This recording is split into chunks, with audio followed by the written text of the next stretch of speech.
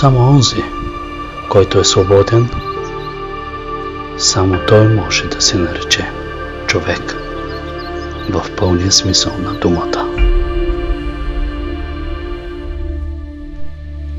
Един път, една епопея, един общ идеал, 120 години във вечността. Руен, 70 младежи, родолюбиви българи, открехвайки история и пример, тръгнаха по стъпките на онези великани борци за свобода, пресекли Осъгова планина, вратата към Македония. От тук поема четите на Георче Петров, Борис Дрангов, Владислав Ковачев, Никола Дечев, Григор Манасиев и много други по неравния път към освободителните борби на българското въстание от 1903 година. По техните стъпки бродят днес деца на България, закърмени с любов към родина и преклонение към Балкана.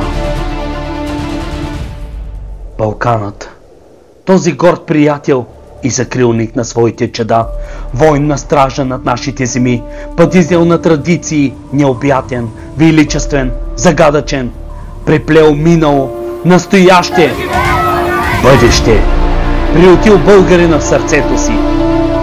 Балкана, пространството на свободата, съхранил спомена за величие, непримиримост, стремеж за свобода, независимост, копнеж за национално обединение, духовна идентичност.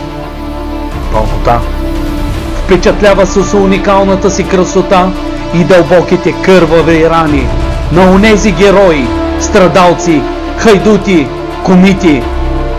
Днес там са техните деца, техните наследници, устремени към върха.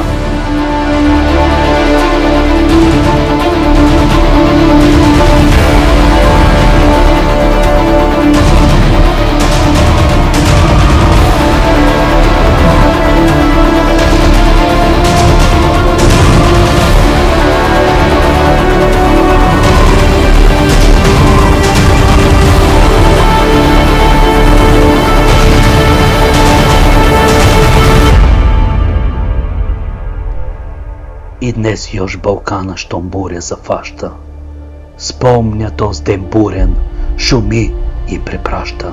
Славата му дивна като някой ек, от урва на урва и от век.